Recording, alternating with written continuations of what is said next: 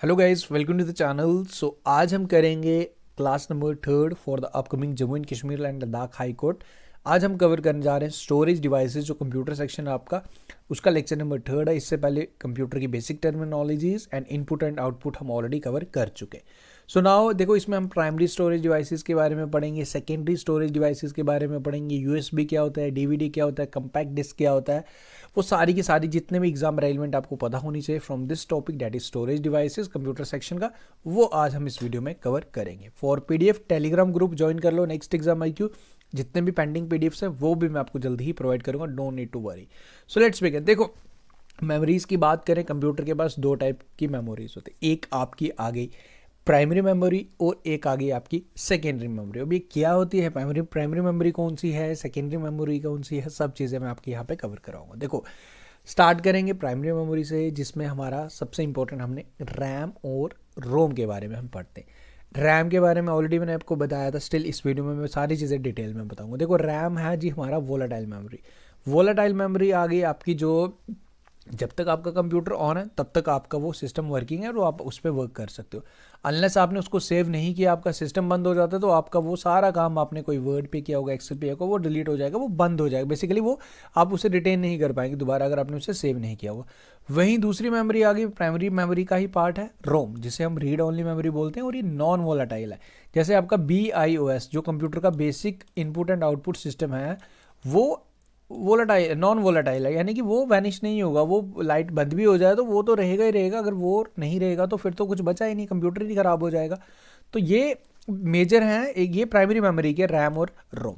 अब इनको पूरा डिटेल में जानेंगे, इनकी पूरी डिस्क्रिप्शन में आपको बताऊंगा। देखो, अगर सबसे पहले जो हमारा प्राइमरी मेमोरी है जिसमें रैम और रोम है, इसे हम मेन मेमोरी और इंटरनल मेमोरी भी बोलते हैं। ये कहाँ पे होती है, इनकी लोकेशन मदरबोर्ड में, लोकेटेड इन द मदरबोर्ड, जिसे हम प्रिंटेड सर्किट बोर्ड भी बोलते हैं।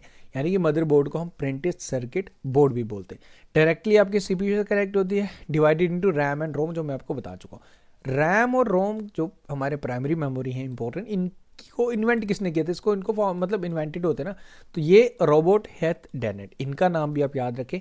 ये आगे आपके इंपॉर्टेंट प्राइमरी मेमोरीज, पूरा डिटेल में हम चीज़ें करेंगे इसमें, पूरी डिटेल में हम करेंगे। बट ये है कि बेसिक चीज़ें आपको दो प्राइमरी में, फिर सेकेंडरी पे भी आएंगे। देखो, आगे बढ़ने से पहले अगर आप जैसे इन वीडियोस को तो आप वॉच कर रहे हो, प्रैक्टिस के लिए आपको मॉक टेस्ट देने, मॉक टेस्ट आपके लिए मैंने अवेल करवा दिए हैं। हमारी ऐप को डाउनलोड करना है, नेक्स्ट एग्जाम IQ, जिसका लिंक आपको डिस्क्रिप्शन में मिलेगा। फुल लेंथ मॉक टेस्ट आपको मैं प्रोवाइड करूंगा, topic wise mock test, current affair के मॉक टेस्ट आपको मिलेंगे, court related terminologies and general knowledge के करंट अफेयर्स आपको हमारी ऐप पे मिल जाएंगे। लिंक डिस्क्रिप्शन में आपका, अभी जाके डाउनलोड करें, एनरोल करें, नॉमिनल सा कॉस्ट है, आपकी प्रैक्टिस एनहांस हो जाएगी। अगर आप सीरियसली प्रिपेयर करें तो फॉर श्योर आपको काफ़ी मदद हो जाएगी हमारे मॉक टेस्ट। तो लिंक डिस्क्रिप्शन में, अभी डाउनलोड करें, एनरोल करें एंड प्रैक्टिस करना स्टार्ट करें। सो नाउ कंटिन्यू करते हैं हमारा टॉपिक। वो मेजर टाइप्स हैं जो एग्जाम में पूछे जा सकते हैं, इसका अपडेटेड वर्जन भी है, जो थर्ड मैंने यहाँ मैंशन किया, synchronous RAM, static RAM, SRAM static RAM, दूसरा है DRAM डायनेमिक रैम, एंड तीसरा है जी सिंक्रोनोमस रैम। ये 3 रैम है, इनके बारे में डिटेल में देखते हैं कि क्या क्या चीज़ें। स्टैटिक रैम की बात करें, this static RAM is mostly used as a cache memory. Cache memory जो आप देखते हो, आपका सिस्टम कई बार, देखो कई बार आपकी हमारी ऐप भी अगर आपकी स्लो चल रही होगी ना, तो आपने सिस्टम, आपने ऐप पे जाना है, कैश मेमोरी जो इसकी है इसको क्लियर करना है, तो देखना, तो उसके बाद देखिएगा कितने जल्दी से आपके सिस्टम, आपके ऐप भी प्रॉपरली चलने लग जाएगा। तो static RAM is mostly used as cache memory. ये आपको याद है, कैश मेमोरी यहाँ पे रहता है आपका, जो भी आप फ्रीक्वेंटली विजिट करते हो तो वो आपको कैश मेमोरी में देखने को मिलता है। अगर मैं मोबाइल फोन्स की अगर हम बात करें, data is stored in the state of 6 transistor memory cell. Data जो इसमें स्टोर रहता है बेसिकली वो 6 ट्रांजिस्टर मेमोरी सेल की फॉर्म में रहता है। सिंपल सा आप याद रखें, अगेन वही चीज़ है जिसमें कांस्टेंट पावर इसमें रहेगी। इसमें आप एडिशनल इसमें क्या याद रखें, जो स्टैटिक रैम में जो डेटा स्टोर रहता है वो ट्रांजिस्टर मेमोरी सेल में रहता है। ट्रांजिस्टर मेमोरी सेल आप याद रखें, ट्रांजिस्टर फॉर्म में रहता है, capable of retaining the store information as long as the power is applied, and this type of memory require constant power. ये वही चीज़ है जो मैंने आपको बताया, स्टैटिक रैम। इसकी फुल फॉर्म डायरेक्टली आपसे पूछी जा सकती है। ओके, उसके बाद बात करें dynamic RAM, data is stored in capacitors. Dynamic RAM की बात करें, डेटा स्टोर्ड कैपेसिटर्स में रहता है। स्टैटिक की बात करें तो ट्रांजिस्टर में रहता है। तो ये 2 पॉइंट्स आपने याद रखने। Right now these days dynamic RAM is use, ये मेजॉरिटी ऑफ द कंप्यूटर्स में यूज मिलती है। It need to be refreshed, इसको बार बार रिफ्रेश करने की रिक्वायरमेंट पड़ती है। डायरेक्टली एग्जाम में क्वेश्चन आपसे पूछता है कि कौन सी रैम को, स्टैटिक रैम को या डायनेमिक रैम को बार बार रिफ्रेश करना पड़ता है। तो जो डायनेमिक रैम है, सिंपल सा आप याद रखो, देखो एडिशनली हमने बिल्कुल बेसिक पढ़ने जाना है। अब आप बोलोगे कि मैं वो बिल्कुल डेप्थ में जाना है, वो आपको रिक्वायर्ड ही नहीं है। आपको जस्ट बेसिक ओवरऑल नॉलेज होनी चाहिए कंप्यूटर की, क्योंकि हम जम्मू एंड कश्मीर पुलिस में जाने वाले, नॉट कि डेटा साइंटिस्ट में, इसलिए हमें बेसिक नॉलेज होनी चाहिए। अब आप बोलोगे कि क्या ये रिफ्रेश होना, ये इन डिटेल में don't no need to do anything, just जो चीज़ें बता रहा हूँ वो करो। It need to be refresh where, जो स्टैटिक रैम की अगर हम बात करें तो उसको रिफ़्रेश करने की रिक्वायरमेंट नहीं रहती। तो डायनेमिक जो रैम है उसको रिफ़्रेश करना पड़ता है। Static RAM is faster than dynamic RAM. ये पॉइंट आप याद रखें। डायरेक्टली आपसे पूछ सकते हैं कि फास्टर कौन है। जो स्टैटिक रैम है जिसको रिफ़्रेश करने की रिक्वायरमेंट नहीं रहती, जो इससे प्रीवियस पार्ट मैंने अब बताया, इसका टाइप बताया, वो फास्टर है when we compare it with dynamic RAM. क्या क्या चीज़ें याद रखनी है? डायनेमिक रैम में डेटा कहाँ स्टोर रहता है? कैपेसिटर फॉर्म में। स्टैटिक में कहाँ रहता है? ट्रांजिस्टर फॉर्म में। याद रखें, रिफ़्रेश किसको करना पड़ता है? डायनेमिक को करना पड़ता है। फास्टर कौन है? स्टैटिक है। ओके, रिफ़्रेश किसको नहीं करना पड़ता? स्टैटिक रैम को रिफ़्रेश करना नहीं पड़ता। ये चीज़ें आपको याद रखनी है फ्रॉम दिस रैम पोर्शन। आगे बढ़ते हैं। उसके बाद SD रैम, ये बेसिकली इसका अपडेटेड वर्जन है, आप अपग्रेडेशन बोल सकते हो डायनेमिक रैम की। सिंक्रोनोमस डायनेमिक रैम, ये मॉडर्न प्रोसेसर्स में यूज़ होता है। Okay, it synchronises itself with the computer system, the next generation of, इसका भी एक अपडेटेड वर्जन आने वाला है।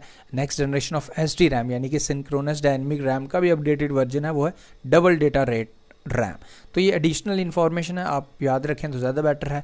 ना भी याद रखें, स्टैटिक रैम, डायनेमिक रैम के बारे में भी याद रख लें, फुल फॉर्म इनकी याद रख लें, सफिशेंट है। इससे ज़्यादा कुछ करने की रिक्वायरमेंट नहीं है फ्रॉम दिस टॉपिक। उसके बाद बात करते हैं रोम की। बात करें यानी कि जो हमारा नॉन वोलेटाइल मेमोरी है, ये इंपॉर्टेंट है। ROM is used by our computer when it turns on it for the booting process. Booting process, जब हमारा कंप्यूटर ऑन होता है, तो सबसे पहले BIOS, कंप्यूटर ऑन होते ही basic input and output system सबसे पहले ऑन होता है, जिसको हम बूटिंग प्रोसेस बोलते हैं। तो उसके बाद ये मैंने डिटेल में आपको बताया था BIOS के बारे में। आपका कंप्यूटर ऑन हो गया, basic input and output system on होगा। देखो, बेसिक इनपुट आउटपुट सिस्टम है तो तभी तो आपका कंप्यूटर है, इसलिए ये नॉन वोलेटाइल कैटेगरी में। अगर आपका basic input and output system, सोचो आप रैम में डाल देंगे तो पता चले लाइट बंद हो गई आपके पास, आपने UPS उसमें नहीं लगाया तो लाइट बंद हो गई, तो basic and input output system में उड़ गया, मतलब डैमेज हो गया। तो इसलिए ये नॉन वोलेटाइल मेमोरी में रखा गया, जो फर्म मेमोरी बोलते हैं, जो परमानेंट मेमोरी है, जो आप कह सकते हो important. Without that type of memory, without that type of operating system आपका सिस्टम ही नहीं चल सकता। तो इसलिए ये नॉन वोलेटाइल में रखा जाता है, BIOS, जिसकी फुल फॉर्म है basic input and output system. तो बूटिंग प्रोसेस के लिए जब स्टार्ट करते हैं, देखो एक वार्म बूटिंग भी होती है, कोल्ड बूटिंग भी होती है। वार्म बूटिंग जो होती है, आपका कंप्यूटर एक बारी ऑन हो गया, आप उसे रीस्टार्ट करेंगे तो फिर जब वो बूटिंग होगी उसे हम वार्म बूटिंग बोलते हैं। कोल्ड बूटिंग हम उसको इसलिए बोलते हैं, जब कोल्ड बूटिंग उसका दूसरा टाइप है, जब आप फर्स्ट टाइम कंप्यूटर ऑन करते हैं वो थोड़ा टाइम लेगा, पूरा BIOS लोड होगा, तो वो कोल्ड बूटिंग है। ओके, तो आई होप ये ऑलरेडी मैं सब एक्सप्लेन कर चुका हूँ। वीडियोज़ को डिटेल में जाके देखना, काफ़ी ज़्यादा आपको हेल्प मिलेगी। Data stored can not be modified, आप फर्मवेयर के साथ कुछ छेड़छाड़ नहीं कर सकते। बीइंग ए यूज़र, आप एक यूज़र हैं तो आप कंप्यूटर के फर्म में सर के कुछ कर सकते हैं? कुछ नहीं कर सकते, क्योंकि ये परमानेंट मेमोरी में। You don't need to do anything, और you are not able to do something in the firmware, जहाँ आपका BIOS एंड जिसे हम फर्मवेयर भी बोलते हैं, जो परमानेंट मेमोरी में स्टोर है। इसकी कुछ इंपॉर्टेंट टाइप्स हैं जो एग्जामिनर आपसे पूछता है बार बार। PROM यानी कि प्रोग्रामेबल रोम, रीड ऑनली मेमोरी। इसमें आप कोई भी चेंज नहीं कर सकते। डायरेक्टली आपसे क्वेश्चन पूछेगा कि किस में चेंज कर सकते हैं एंड किस में अगर चेंज कर सकते हैं तो कैसे कर सकते हैं, इस तरीके से क्वेश्चन पूछता है। प्रोग्रामेबल रोम में अगर हम बात करें तो उसमें आप कोई भी कुछ भी चेंज नहीं कर सकते, दिस टाइप ऑफ रोम। उसके बाद इसका दूसरा पार्ट है, जो दूसरा टाइप है वो है EPROM, that is erasable programmable Rome, read only memory. Change की जा सकती है। This has been done by the manufacturers, जो मैन्युफैक्चर करता है इस रोम को, वो चेंज इसमें कर सकता है by using ultra violet rays. इसके बाद इसका है जी EEPROM, जिसका फुल फॉर्म है electrical erasable programmable read only memory. Directly आपसे क्वेश्चन पूछेगा, इसकी फुल फॉर्म आपसे एग्जाम में पूछ देगा कि EPROM की फुल फॉर्म बताओ, तो EPROM की फुल फॉर्म है जी electrical erasable programmable read only memory. ROM की फुल फॉर्म तो आपको पता है। Change can be done with electrical rays, इसमें चेंजेस की जा सकती हैं with help of electrical rays. Right now अगर मैं बात करूँ, जो हम जैसे आप लोग जानते हो हम जो स्टोरेज डिवाइसेस यूज़ करते हैं वो बेसिकली EPROM ही यूज़ करते हैं, that is electrical erasable programmable ROM type के जो हम यूज़ करते हैं। इसकी they are called as the flash ROMs और द फ्लैश मेमोरी। EPROM को हम EEPROM को, जैसे हमारी फ्लैश मेमोरीज में आपका USD कार्ड आ गया, पेन ड्राइव्स आ गया, these are examples of EPROM जो हम डेली लाइफ में अपनी यूज़ करते हैं। तो ये इसके टाइप्स प्लस इसकी फुल फॉर्म आपने याद रखनी है, एग्जामिनर यहीं से क्वेश्चन पूछ देगा आपको, ये इंपॉर्टेंट पार्ट है। तो ये कुछ था बेसिक। देखो रैम और रोम के बारे में पता होना ही चाहिए आपको, तभी अगर हम वही ना, देखो टॉपिक ऐसे मेंशन है जैसे मैंने आपको MS वर्ड बताया, उससे पहले मैंने आपको MS ऑफिस के बारे में पूरा डिटेल बताया। वहाँ पे टॉपिक में तो MS वर्ड ही मेंशन है और MS एक्सेल है, बट उससे पहले भी हमें डिटेल में चीज़ें जाननी है। तो इसलिए स्टोरेज डिवाइसेस के पढ़ने से पहले रैम और रोम को तो करना इंपॉर्टेंट था, वो मैंने आपका भी कवर करवाया।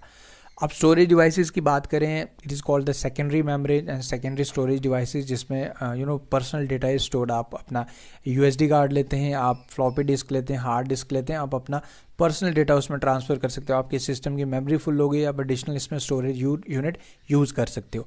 ये एक नॉन वोलेटाइल है, ओके। नॉन वोलेटाइल आपने सिस्टम में डाल दिया, आपकी पेन ड्राइव में कुछ चला गया तो वो नॉन वोलेटाइल, वो डिलीट तब तक नहीं होगा जब तक आप खुद नहीं करेंगे उसको, ओके। मेथड्स ऑफ, अब इसमें दो इंपॉर्टेंट टर्म्स हैं जो एग्जामिनर आपसे पूछता है, एक मेथड्स ऑफ डेटा एसेसिंग, एक सिक्वेंशियल मेथड होता है, एक होता है रैंडम मेथड। अब इसमें क्या है, इसमें डिफरेंस क्या है, कैसे आपको देखना है। देखो आपने ज़रूर टेप रिकॉर्डर्स लगाए होंगे अपने, मैंने तो बड़ी बारी सुने, आपने भी ज़रूर सुने होंगे। जब हम बचपन में थे तो हम टेप रिकॉर्डर्स में वो कैसेट आती थी जिसके अंदर वो पूरी रील्स ही होती थी, हम सॉन्ग प्ले करते थे, एंड वो एग्जांपल है सिक्वेंशियल मैग्नेटिक टेप में। अब इसमें कैसे इसको समझेंगे, जब आप उसमें एक सॉन्ग प्ले करते थे, जब आपको नेक्स्ट सॉन्ग लगाना है कोई, फिर आपको ना सिक्वेंशली एक एक करके वहाँ तक जाना पड़ता था। हम CDs हमारे पास होती थी, आपने टेप ज़रूर देखे होंगे, टेप नॉट CDs, टेप। तो उसमें अगर आपको डिटेल पूरा मिलेगा कि ये सॉन्ग इस नंबर पे है, तो आप डायरेक्टली उस सॉन्ग पे नहीं जाते थे, आपको एक एक करके जाना पड़ता था उस सॉन्ग तक। तो वो है जी methods of sequential data accessing का। वहीं अगर रैंडम की बात करें, जो आजकल की मेमोरीज है, मैग्नेटिक डिस्क है, आपको 6वें नंबर का गाना लगाना, आप डायरेक्टली 6 नंबर पे आप लगा सकते हो, यानी कि आपको सिक्वेंशली डेटा को एक एक करके नहीं जाना पड़ता है। तो ये टाइप्स हैं डेटा एसेसिंग के, जो एक सिक्वेंशियल मैग्नेटिक टेप इसके एग्जाम्पल है, एंड मैग्नेटिक डिस्क जो दूसरी एग्जाम्पल है आपके रैंडम की, जिसमें आपको सिक्वेंशली नहीं जाना, आप डायरेक्टली किसी भी जगह पे आप पहुंच सकते हो, कोई भी सॉन्ग कोई भी वीडियो आप प्ले कर सकते हो। मैग्नेटिक टेप क्या बात करते हैं, इसको डिटेल में देखते हैं। मैग्नेटिक टेप जो मैंने आपको ये दो टाइप्स बताई, magnetic sequential example, sequential data assessing की एग्जांपल है magnetic tape. It is use for the large computers like main frame computers. Main frame computers generally banks में यूज़ किए जाते हैं, ओके। मेन फ्रेम कंप्यूटर्स में एक example है इसका, मैग्नेटिक टेप यहाँ पे यूज़ होती है। And these computers are developed by, ये कहाँ पे डेवलप, किसने द्वारा डेवलप किए गए थे, इसे international business machine that is IBM द्वारा magnetic tape and main frame computers को डेवलप किया गया था। ये आपको सिंपल सा याद रखना है।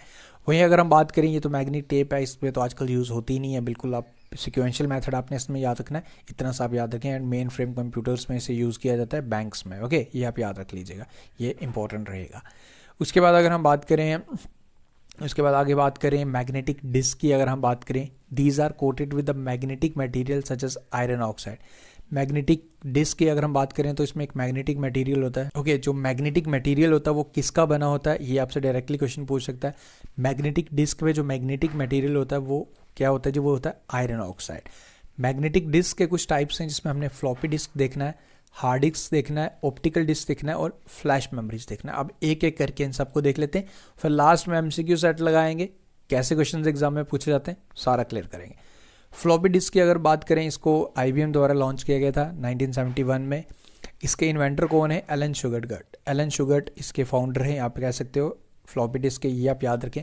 फ्लॉपी डिस्क के साइजेस के बारे में एग्जाम में क्वेश्चन पूछ देता है। इसका 8 इंच साइज़ आपको देखने को मिलेगा, 5.25 इंच साइज़ में देखने को मिलेगा, एंड सबसे छोटा 3.5 इंच साइज़, आपको 3 सिग्निफिकेंट साइज़ आपको देखने को मिलते हैं, ओके। 8 इंच साइज़ जो floppy disk were the first to be commercially available, सबसे पहले कमर्शियली अवेलेबल कौन सा हुआ था, 8 इंच का फ्लॉपी डिस्क। एंड इसमें 8 इंच के फ्लॉपी डिस्क में जो इसका अप्रॉक्सीमेटली इसका जो डेटा साइज़ था होल्ड करने का, वो था ओनली 1 MB। वहीं उसके बाद इसके लेटर वर्जन आए 5.25 फ्लॉपी। इसका बेसिकली इसकी जो स्टोरेज कैपेसिटी थी इसकी इससे कम थी 160 KB। एंड इसके बाद इसका जो नेक्स्ट वाला आया, उसकी जो इसकी कैपेसिटी थी वो थी जी 1.22 MB। ओके, तो इस तरीके से ये कुछ वर्जन्स थे फ्लॉपी डिस्क के, ये आप ध्यान रखें। इसके साइजेस के बारे में क्वेश्चन पूछा जा सकता। ओके, तो इस तरीके से आपको कुछ ये पूरा डिटेल्स में जब आप देखेंगे तो आपको ज़्यादा बेटर लगेगा, इसीलिए PDF में मैंने सब चीज़ें बिल्कुल सिंप्लीफाइड करके लिखी हैं। तो देखो, जो 5.25 इंच फ्लॉपी डिस्क की जो स्टोरेज कैपेसिटी थी सबसे पहले वो थी 160 KB, देन उसके बाद इसको बढ़ा के 360 KB कर दिया गया था, देन उसके बाद इसको बढ़ा के 1.22 MB कर दिया गया था। साइजेस याद रखो, डेटा कैपेसिटी याद रखो, एंड सबसे पहले कमर्शियली अवेलेबल कौन सी थी, ये चीज़ आप याद रखें। This is sufficient. आगे बढ़ते हैं। हार्ड डिस्क की अगर हम बात करें, अगेन नॉन वोलेटाइल है, कनेक्टेड टू मदरबोर्ड है। इसके कुछ इंपॉर्टेंट टर्मिनोलॉजीज हैं हार्ड डिस्क के रिलेटेड जो कई बार एग्जाम में डायरेक्टली फुल फॉर्म पूछता है, वो देख लेते हैं। पाटा साटा की फुल फॉर्म हमने देखनी है, एंड SCSI की फुल फॉर्म हमने देखनी है। Basically these are the terms which is use to connect hard disk for the connections these are the terms that has been used, जिसमें हम फर्स्ट इज पैरेलल वे में डेटा ट्रांसफर होता है, then second is serial वे में होता है। Okay, अगर हम हार्ड डिस्क की बात करें, इसका जो डेटा किस तरीके से मेजर किया जाता है, speed is measured in revolution पर minute. This is important. Hard disk का जो डेटा कैसे मेजर किया जाता है, this is measured in revolution पर मिनट। एंड इसकी स्पीड की अगर हम बात करें 5400 RPM टू 7200 RPM इसकी जो स्पीड है। फर्स्ट अगर मैं बात करूं, फर्स्ट हार्ड डिस्क किसने बनाई थी 1956 में, अगेन IBM द्वारा ही बनाई गई थी। इसके फाउंडर थे रेनॉल्ड B जॉनसन, इनके फाउंडर का नाम आप याद रख लीजिएगा। पाटा की बात करें, पाटा की फुल फॉर्म में parallel advance technologies attachment, data transfer होता है बेसिकली टू हार्ड डिस्क। अगर हम बात करें तो जो पैरेलल वे है, एक इसकी फुल फॉर्म एक पैरेलल वे में होता है, एक सीरियल वे में होता है। अगर कंपैरेटिव बात करें, जो पैरेलल वाला is little bit slow when we compare it with the serial, यानी कि अगर इन दोनों में से फास्टली डेटा ट्रांसफर किससे होता है, किस हार्ड डिस्क का, तो serial advance technology is more faster when we compare it with the PATA, that is first one. SCSI ये एडवांस है इन दोनों का। इसकी फुल फॉर्म आप याद रखें, एग्जाम में एक बार बैंकिंग एग्जाम में इसकी फुल फॉर्म पूछी गई थी, स्मॉल कंप्यूटर सिस्टम इंटरफेस। इसकी फुल फॉर्म भी आप ध्यान रखें, ये भी इंपॉर्टेंट रहेगी। इसकी जो स्पीड ऑफ केबल्स, इसकी जो केबल्स की जो स्पीड है, बेसिकली अगर जनरली बात करें हम किसी भी केबल्स की इन कंप्यूटर सिस्टम, ये कैसे मेजर की जाती है, this has been measured by data transfer rate, DTR। Exam में क्वेश्चन पूछा गया था, डेटा ट्रांसफर रेट की फुल फॉर्म क्या है, DTR पूछा था, इसकी फुल फॉर्म पूछी थी, तो ये आप याद रख लीजिएगा। अगर मैं बात करूं, जो हार्ड डिस्क रहती हैं इसमें जो डेटा स्टोर होता है वो कहाँ कैसे स्टोर होता है, वो स्टोर होता है in the form of sectors. जो डेटा स्टोर होता है in the form of sectors, ये क्वेश्चन भी एग्जाम में JKSS द्वारा पूछा गया था कि जो हार्ड डिस्क रहती हैं किस फॉर्म में डेटा स्टोर रहता है, तो ये डेटा आपका स्टोर रहता है in the form of sectors. सबसे smallest physical unit in sector वो है जी, जो एक सेक्टर बेसिकली अगर मैं बात करूँ वो सेक्टर ही है स्मॉलेस्ट फिजिकल यूनिट, और एक सेक्टर का क्या साइज है वो है 5.2 बाइट्स, जो है 0.5 KB जैसा, 0.5 KB that is 5.2 bytes, 512 bytes which is equivalent to 0.5 KB। 0.5 KB आप याद रखें, डेट्स ऑल। अगर मैं मैक्सिमम साइज़ की बात करूँ, हार्ड डिस्क का मैक्सिमम साइज़ क्या है इस मार्केट में अवेलेबल, 20 TB। एडवांस आते रहेंगे, बट एक जो ट्रेडिशनल है जो आपको याद रखना है एग्जाम पॉइंट ऑफ व्यू से, आपको 20 TB याद रखना है। कुछ और terms and related to this, एक सीक टाइम और लेटेंसी टाइम, कई बार एग्जाम में क्वेश्चन पूछता है what is seek time. Seek time क्या होता है, basically time taken to read and write the disk is a seek time. किसी भी रीड एंड राइट करना, जब अब सिस्टम उसको रीड और राइट कर रहा होता है तो उसे हम सीक टाइम कहते हैं, और लेटेंसी टाइम कहते हैं the time delay between A request for data and return of the data. आप कुछ भी जो टाइम इन बिटवीन आप कुछ इनपुट दे रहे हो कि कुछ काम या ट्रांसफ़र करने की कोशिश कर रहे हो, तो जो आपने रिक्वेस्ट की एंड जो आपको रिवर्ट आया in between the time, in between the time जो फ्रैक्शन ऑफ सेकंड्स या 2-4 सेकंड जो लगेंगे वो latency time, and seek time, time taken to read and write the hard disk is the seek time. जितना time लगता है basically पूरा वो सीक टाइम, एंड जो टाइम आपने रिक्वेस्ट की और जो आपको रिवर्ट आया in between the time is the latency time. ये दो टर्म्स आपने याद रखनी है। SSD कार्ड्स की अगर हम बात करें, सॉलिड स्टेट ड्राइव्स की अगर बात करें, पिक्चर भी है, can hold data up to 16 TB data, ये भी एडिशनल हम स्टोरेज डिवाइसेस हम यूज़ करते हैं। उसके बाद सॉलिड स्टेट हाइब्रिड डिवाइस भी हम यूज़ करते हैं जो गेमर्स एंड प्रोफेशनल यूज़ करते हैं for the high memory, SSHD, ये आप याद रखें, सॉलिड स्टेट हाइब्रिड ड्राइव, इसकी फुल फॉर्म आप याद रखें। SSD कार्ड की फुल फॉर्म आप याद रखें, सॉलिड स्टेट ड्राइव्स। कुछ ऑप्टिकल डिस्क रहती हैं जिसमें आपको आपकी CD आती है, आपकी DVD आती है, एंड आपकी ब्लू रे डिस्क आती है। ये भी एडिशनली फॉर द मेमोरी हम यूज़ करते हैं। सिंपली इसमें क्वेश्चन कैसे पूछता है, इसका साइज़ पूछ देगा, इसका मैक्सिमम साइज़, CD जो मैक्सिमम साइज़ 700 MB तक होल्ड कर सकती है। DVD अगर हम बात करें 4.7 GB, ओके। वहीं अगर हम ब्लू रे डिस्क की बात करें तो 25 GB सबसे ज़्यादा है, जो ऑप्टिकल डिस्क में सबसे नंबर 1 कैटेगरी में आती है। सबसे ज़्यादा डेटा आपका ब्लू रे डिस्क स्टोर कर सकती है, that is equivalent to 25 GB। Flash memories, flash memories जो अभी हम यूज़ ही कर रही हैं, फ्लैश मेमोरी, जैसे आपका SD कार्ड आ गया। जैसे मैंने आपको बताया कि जो EPROMs होते हैं, electronical erasable programmer read only memory, इसको हम फ्लैश मेमोरीज भी बोलते हैं। इसके एग्जांपल्स की अगर हम बात करें, जैसे आपकी पेन ड्राइव्स आ गए, SD कार्ड्स आ गए, SSD कार्ड्स आ गए, सारे के सारे फ्लैश मेमोरीज के ही एग्जाम्पल हैं, ओके। तो इसमें इसके फाउंडर आप याद रख लीजिएगा, फुजियो मिशोका इसके फुल फॉर्म है। ये आप full form not full form, इसके फाउंडर हैं, या फाउंडर का नाम आप याद रख लीजिएगा। एंड इसके एग्जांपल्स भी आप याद रख लीजिएगा। SD कार्ड भी an example of this flash memory, इसकी full form secure digital SD cards, वो अब फोन्स में पढ़ते हैं, छोटे memory card SD cards, okay. ये कुछ चीज़ें आपने याद रखनी है। एंड इसमें एडिशनली आपसे ये जो मैं ग्राफ लाए हूँ ये इंपॉर्टेंट है। कई बार पूछ देता है कि आपको बताओ कि 1 KB में कितने बाइट्स हैं, 1 MB में कितने KB हैं, 1 GB में कितने MB हैं। अगर मैं सबसे छोटा यूनिट बिट आ गया, निबल में बात करूँ 4 बिट्स आपको एक बाइट में 8 बिट्स आपको देखने को मिलते हैं। अगर मैं 1 KB की बात करूं तो 1 KB में आपको 1024 बाइट्स देखने को मिलते हैं। 1 MB में कितने होते हैं, 1 MB में 1024 KB आपको देखने को मिलती है।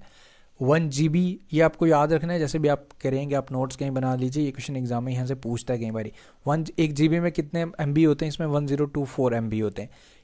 GB के बाद इसका एडवांस आपका टेट्राबाइट आ गया, 1 TB आ गया। 1 TB में कितने होते हैं, 1024 GB होते हैं। फिर उसके बाद पेटाबाइट की अगर हम बात करें, उसके बाद एक्साबाइट आ जाता है आपका, फिर ज़ेटाबाइट आ जाता है। तो सबसे ज़्यादा सबसे ज़्यादा होल्डिंग मेमोरी है जोटाबाइट। जोटाबाइट में अगर हम बात करें, जोटाबाइट में 1 जोटाबाइट इज इक्वल टू 1024 ज़ेटाबाइट। तो ये आपको भी मैं जैसे बता रहा हूँ आपको, मैं भी शायद आप लिखेंगे कि कैसे याद रखना है।